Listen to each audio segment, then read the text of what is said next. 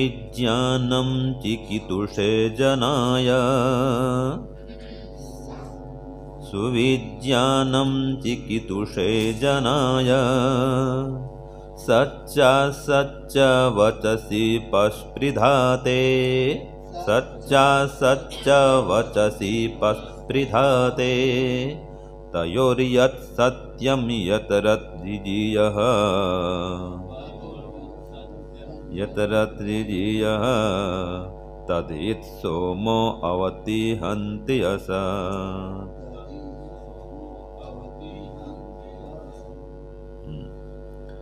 ये ऋग्वेद और अथर्ववेद वेद में आया मंत्र है।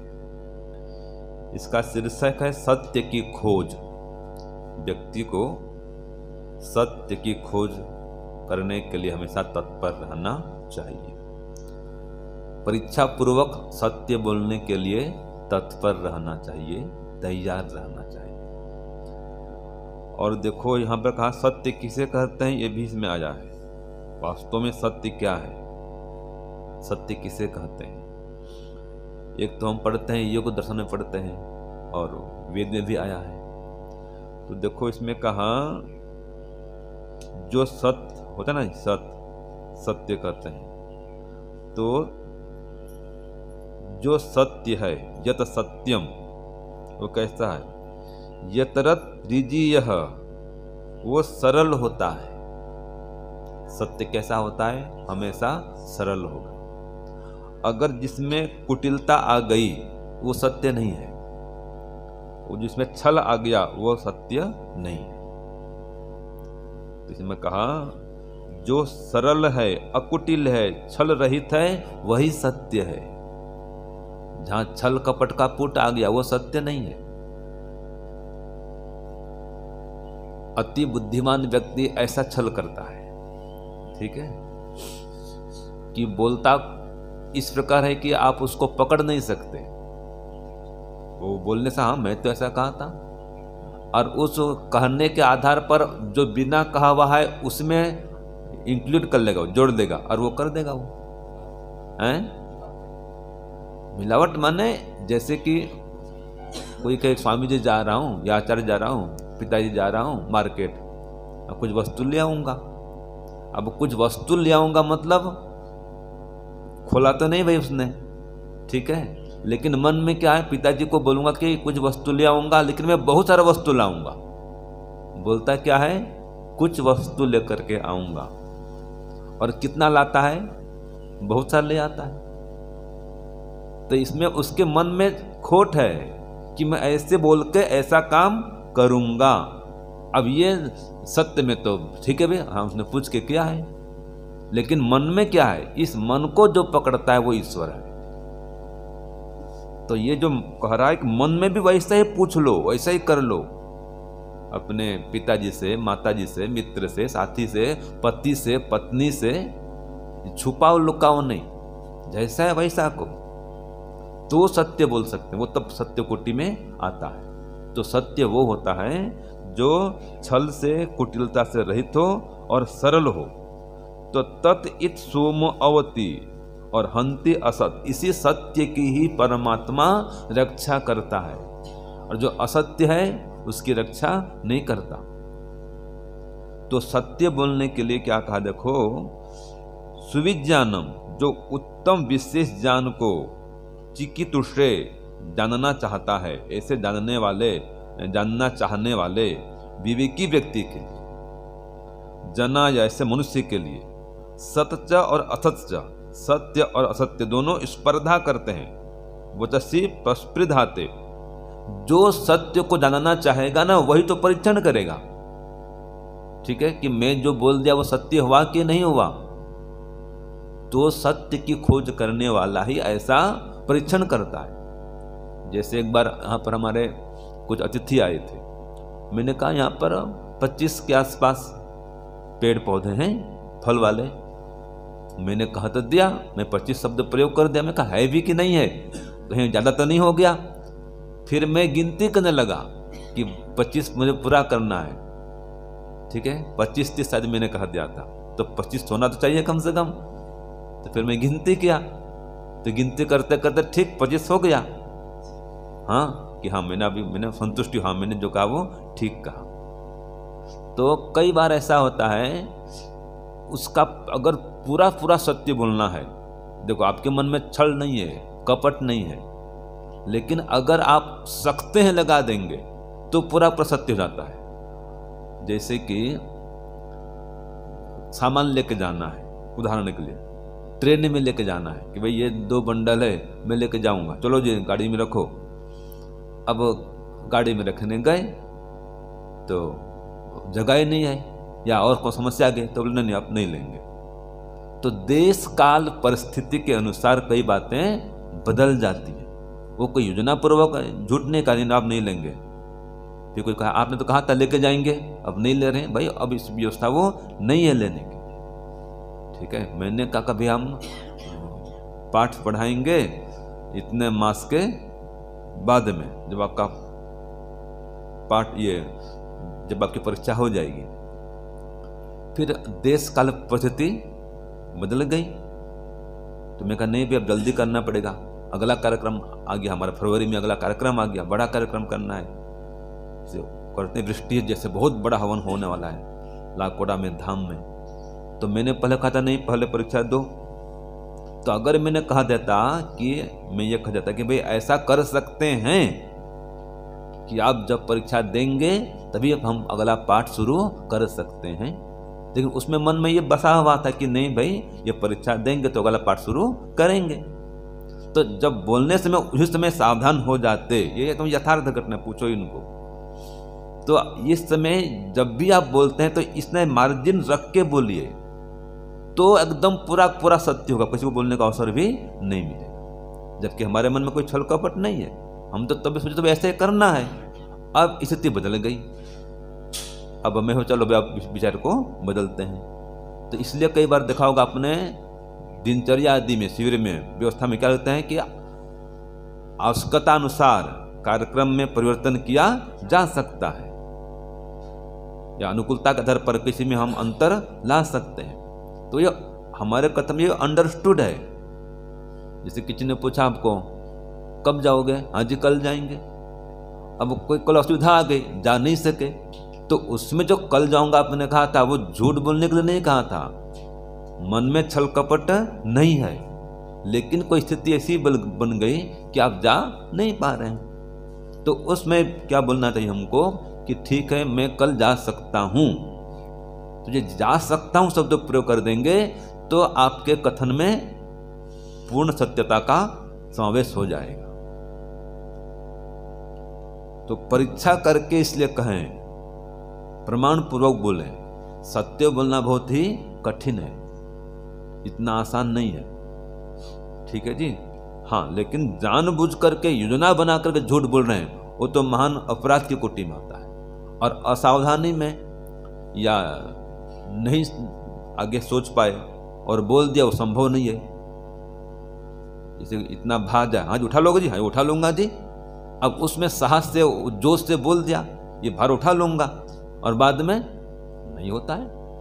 हमने कहा भाई इतना, हाँ 1000 लोग आएंगे, 500 लोग आएंगे, अब नहीं आए क्या करेंगे भाई। हमारे मन में उत्साह तो है, योजना है, हमको धोखा देने के लिए लोगों को बोला नहीं, योजना भी ऐसी बने, साग सब्जी सब इतना व्यवस्था प्रबंध किए, तो हम एक सोचते हैं और वो बोलते हैं। लेकिन इसका मतलब हमारा किसी को धोखा देना उद्देश्य नहीं है, छल कपट करना नहीं है। तो ऐसी कई बातें जीवन में, सभी के जीवन में आती रहती है कि नहीं है। इसका मतलब ये नहीं कि तो झूठा व्यक्ति है, ऐसा नहीं कह सकते उसको। भाई उसने योजना बनाई थी, उसने विचार क्या था, वो सफल नहीं हुआ, क्योंकि कर्म करना हमारे हाथ में है। याद रखिए, परिणाम हमारे हाथ में नहीं है। फल तो मिलेगा ही। कोई कहता है कर्म करो फल पर अधिकार नहीं है, नहीं ऐसा नहीं है। कर्म करेंगे तो फल पर अधिकार है, फल तो पूरा मिलने वाला है। ठीक है, जैसे कि सत्कर्म करेंगे सुख मिलेगा ही मिलेगा, लेकिन परिणाम पर हमारा वश नहीं चलता है। वहां पर जो गीता में आता है ना, उसका श्लोकार्थ क्या है, कर्मण्येवाधिकारस्ते मा फलेषु कदाचन। तो वहां पर फल का मतलब क्या है, परिणाम पर आपका अधिकार नहीं है। हम इतना पढ़ाते हैं, चाहते हैं सब विद्वान बन जाएं, ब्रह्मचारी बन जाएं, सन्यासी बन जाएं, अब कोई गृहस्थी बन जाता है तो इसमें हमारा अधिकार रहा क्या? ये परिणाम है। सबको समान पढ़ाते हैं, कोई बुद्धिमान है अधिक आगे बढ़ जाता है, कोई आगे नहीं बढ़ पाता है। सबके संस्कार अपने अपने होते हैं। तो इस प्रकार से हम कोई योजना बनाते हैं, कुछ कहते हैं, कुछ घोषणा भी करते हैं, लेकिन जो घोषणा करते हैं वो सफल नहीं भी होता है। इसका मतलब ये नहीं कि हम लोगों को धोखा देने के लिए घोषणा कर रहे हैं कि झूठ बोल रहे हैं, ठीक है जी, वो सफल नहीं हो सका हमारा। जैसे कि आपने सुना होगा इस बार 400 पार, इस बार 400 पार, उनका लक्ष्य था भाई, है कि नहीं, और नहीं हो सका है, 300 ही पार नहीं हुआ, ठीक है ना। तो उनका लक्ष्य था भाई, लक्ष्य था। व्यक्ति बोलता है तो उसको अनुरूप पुरुषार्थ करता है। अगर पहले यहाँ हाँ इस बार 250 पार करे तो क्या प्रयत्न, उसको कार्यकर्ताओं में क्या उत्साह आएगा, है कि नहीं है। तो जब व्यक्ति बोलता है तो उसके लिए फिर प्रयत्न करता है। हमारे कहा जी इतना आदमी इकट्ठा करेंगे, तो उन्होंने प्रयत्न किया, गाड़ी घुमाए, जगह जगह गाड़ी घुमाए, प्रयत्न किया। तो जो व्यक्ति लक्ष्य बनाता है, बोल देता है, तो बंध जाता है वो, फिर उसके अनुरूप पुरुषार्थ करता है। अगर घोषणा ही नहीं करे, बोले ही नहीं, तो फिर भटक सकता है। तो जब बोलता है, करता है, तो इतना तो है कि उसके अंदर में अंदर से इच्छा है कि मैं ऐसा करूंगा, करने के लिए कह रहा है तो सत्य है। और अगर अंदर से खोट है, नहीं ये तो मैं ऐसे दिखाने के लिए कह रहा हूं, ये 100% झूठी है। उसके अंदर से है ही नहीं, वो चाहता नहीं ऐसा हो करने के लिए, ऐसा वो चाहता नहीं है, लोगों को धोखा देने के लिए, पैसा हटने के लिए बोल रहा है, तो ये झूठ है। फिर आया समझ में? तो ये झूठ और सत्य में बहुत ही कम अंतर है। तो जो विद्वान होता है वो हमेशा वो प्रयास करता है कि मैं सत्य बोलूं। ऐसा कहा गया है, न सा सभा यत्र न संति वृद्धा। वो सभा नहीं है जिसमें वृद्ध न होते हों, और न ते वृद्धा ये न वदंती सत्यम। वो वृद्ध वास्तव में वृद्ध नहीं जो सत्य नहीं बोलता है। यहाँ पर वृद्ध माने खाली बूढ़ा व्यक्ति नहीं, समझदार व्यक्ति, ज्ञानी व्यक्ति, विद्वान, वो भी वृद्ध कहलाता है। और फिर वो धर्म नहीं है जिसमें सत्य नहीं है। हाँ, आपको उसमें धर्म का प्रचार कर रहा हूँ, धर्म कर रहा हूँ, उसमें सत्य तो है नहीं, फिर वो धर्म नहीं हुआ। और न तत्सत्यम यत् छलन अभ्युपेतम, वो सत्य नहीं जिसमें छल मिला हुआ है। छलन अभ्युपेतम, जिसमें छल मिला हुआ है, वो धर्म नहीं है। तो कुल मिला के यही जो वेद में कहा था, यहाँ पर भी वही है कि आपके कथन में अगर छल कपट नहीं है, वो सत्य कोटि में है। अब योजना पूर्वक किसी को धोखा देने के लिए नहीं बोल रहे हैं, ठीक है। जैसे कि मेरे साथ कई बार ऐसा होता था, बहुत साल पहले जब मैं घर में था, तो हाँ जी दुकान था मेरे पास में, कपड़ा दुकान था। तो हाँ जी ये सामान कब आएगा? मैं कभी बुधवार को जाता हूँ मैं माल लेने के लिए, आपको ला दे दूंगा। अब उसमें क्या है मेरे मन में है, बुधवार को जाऊंगा, लेकर माल ला करके दे दूंगा। फिर वसूली करो, पैसे इकट्ठा करो तो माल लेने जाओगे। योजना बनाओ घर में, कहाँ भी मैं इस दिन के जाऊंगा, गाड़ी चाहिए मुझे। अब योजना करते करते अब जितना पेमेंट, उसको बोलते हैं एक कलम लो एक कलम दो। ये बिजनेस का एक नियम है, पता है हमको। अगर आपने 3000 का माल लाया है तो 3000 पेमेंट करेंगे तो अगला माल वो देगा। अब आपने 3 दिन 4 दिन से प्रयत्न किया जी, और 3000 का हुआ ही इकट्ठा नहीं है, और 2000 इकट्ठा हो गया, 1000 दबा के आप कैसे करेंगे? चलो कैंसिल करो, ठीक है। तो उसमें क्या बोलना चाहे था कि मैं बुधवार को जा सकता हूं, यद्यपि उसमें हमारा मन धोखा देने का नहीं है। हम तो ये सोचे भी बुधवार को लाके दे दूंगा, हाँ फिर नहीं लाके दूंगा तो फिर आप और जगह से माल खरीद सकते हो, खरीद लेना। तो फिर बुधवार को आएगा वो, तो आपने कह रखा था ठीक है भाई, अगर नहीं मिलेगा तो फिर आप अन्यत्र ले लेना। तो फिर बुधवार को आएगा वो, आपने कहा है तो आएगा। फिर कह दो उसको भाई देखो मैंने कहा था लाने के लिए, लेकिन मेरे पास जुगाड़ नहीं हुआ पैसे का, अब मैंने कहा था और जगह ले लेना तो ले लो। तो ये आपके अंदर पवित्रता बनी रहेगी। आप धोखा देने के लिए नहीं कर रहे हैं, झूठ बोलने के लिए नहीं कर रहे हैं, प्रयास करेंगे, कर रहे हैं, योजना बना रहे हैं, और कहेंगे ही नहीं तो प्रयत्न भी नहीं करेंगे। एक होता है नैष्ठिक ब्रह्मचारी, वो बोलता है मैं जीवन भर विवाह नहीं करूंगा, घोषणा भी कर देता है, ठीक है, और फिर ऐसे घटना घट जाती है, विवाह करना पड़ता है। तो जब वो घोषणा क्या था, मन में नहीं था ऐसा, वो तो चाहता मैं विवाह नहीं करूंगा, ठीक है जी। तो उस समय हमको क्या सावधान रखना है कि भाई ऐसा हो सकता है, इतना बोल देंगे तो वो पूर्ण सत्य हो जाएगा, क्यों भविष्य हमारे हाथ में नहीं है। जिनमें कहा ना कर्म करने पर अधिकार है, परिणाम पर अधिकार नहीं है। तो ऐसा मैं कर सकता हूं, ऐसा हो सकता है, अगर सकता है लगा दोगे तो झूठ कुट में आएगा ही नहीं। सन्यासी बन सकता है, लेकिन नैष्ठिक ब्रह्मचारी भी कई हमारे ऐसे हैं, मेरे जाने हुए, मेरे पढ़ाए हुए भी हैं, उनको मैंने पढ़ाया था, लाल कपड़ा कर लेते हैं, नैष्ठिक बन के लाल कपड़ा कर लेते हैं, लाल कपड़ा करके भी फिर वो नहीं चल पाते हैं। तो कोई उनको सलाह दिया होगा, देखो भाई तुम नहीं चल पाते हो तो कोई व्यभिचार दुराचार न करो, उससे अच्छा तुम शादी कर लो, ठीक है। तो वो उस स्थिति में वो कर लिए। तो इसलिए घोषणा करना भी बहुत कठिन काम है, अपने सामर्थ्य को, शक्ति को देखकर घोषणा करनी चाहिए, तो सत्य की रक्षा होती है। सत्य का पालन, सत्य की रक्षा इतना आसान नहीं है। ये सभी सत्यवादी राजा हरिश्चंद्र बन जाते, तो फिर भी हम प्रयत्न करें कि जानबूझकर योजना बनाकर झूठ न बोले। अगर कोई व्यक्ति जानबूझकर झूठ बोल रहा है, योजना बनाकर छल करना है, तो उसकी आत्मा में पवित्रता नहीं है, इसमें अपवित्रता नहीं है। ये बोलता तो है कि मैं करूंगा, कर नहीं पाया, लेकिन आत्मा मलिन नहीं हुआ, वो प्रयत्न कर रहे, फिर बाद में पछतावा करता है कि देखो मैंने कहा और नहीं कर, उसको गलानी होगी, उनको पछतावा होगा कि मैं घोषणा करके भी इसका उल्लंघन किया।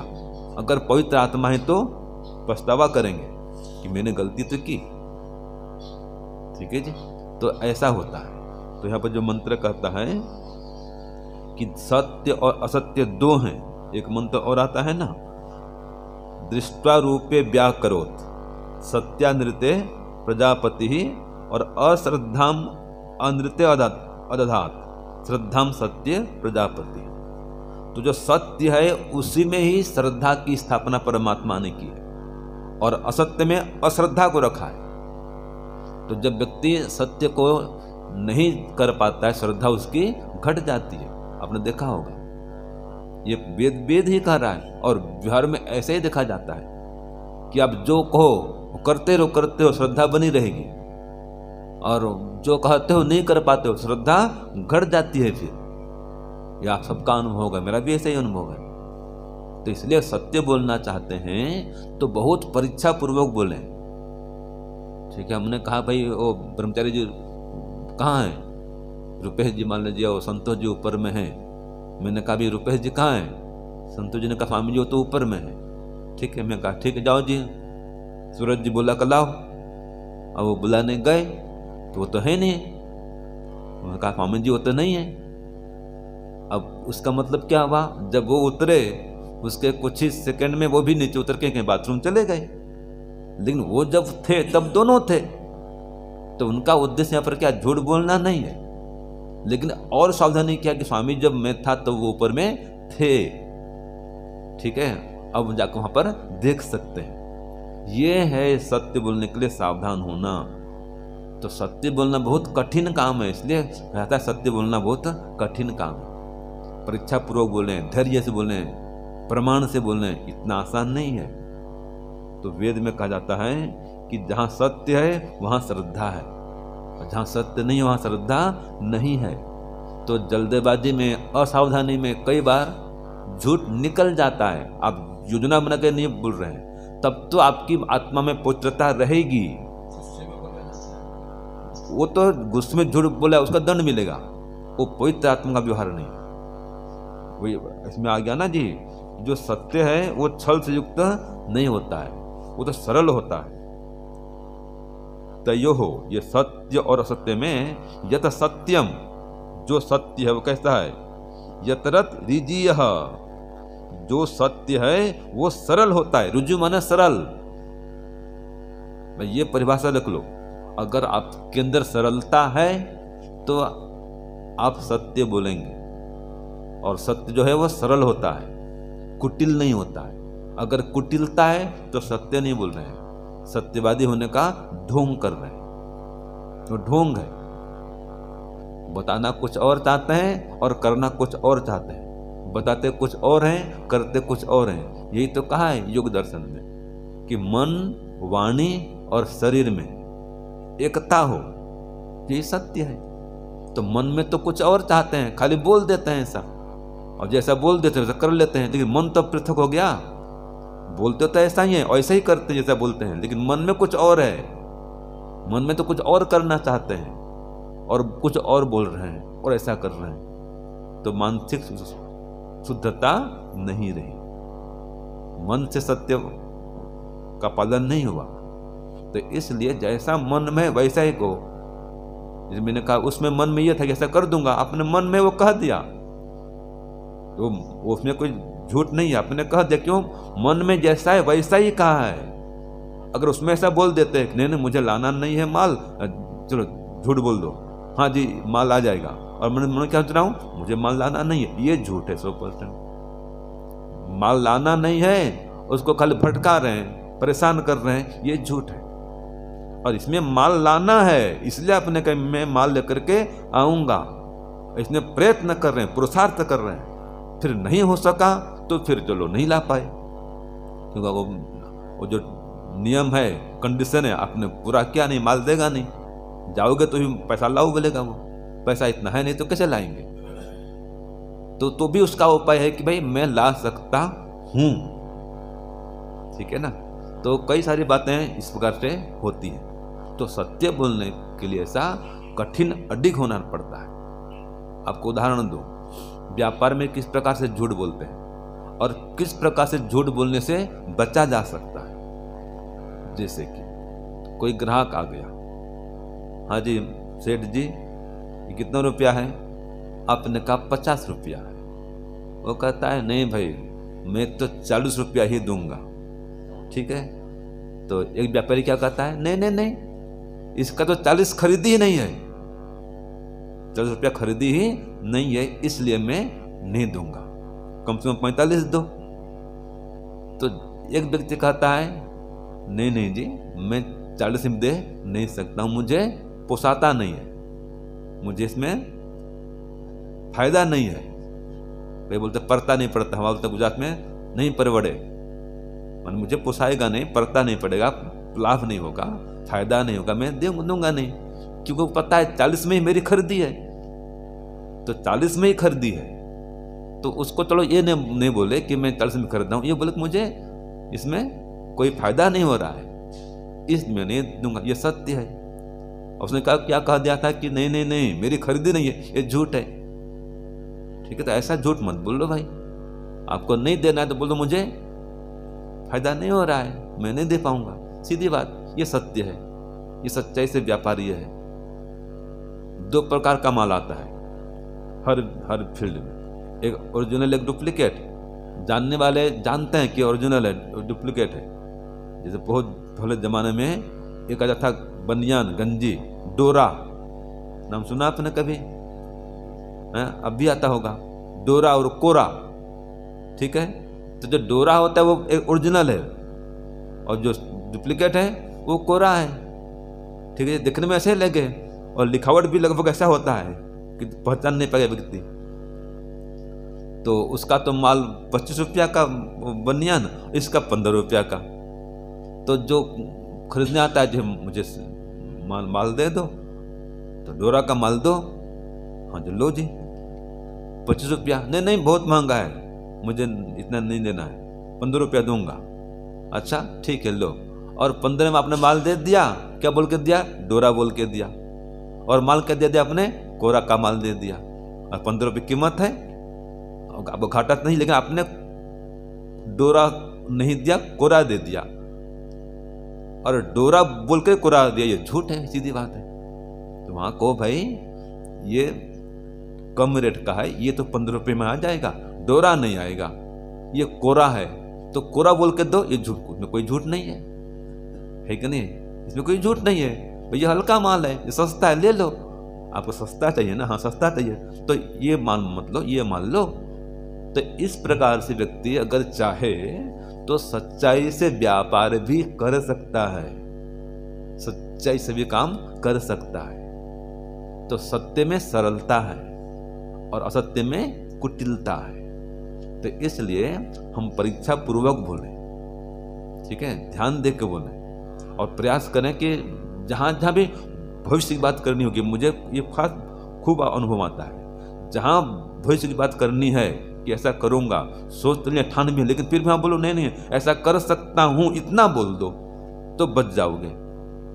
बेर ऐसा मेरा विचार है, ऐसी मेरी योजना है कि इतने दिन में हम पाठ शुरू करेंगे। लेकिन आगे पीछे हम निर्णय को बदल देते हैं, कई बार ऐसी कोई व्यवस्था हो जाती है तो हमको निर्णय बदलना पड़ता है।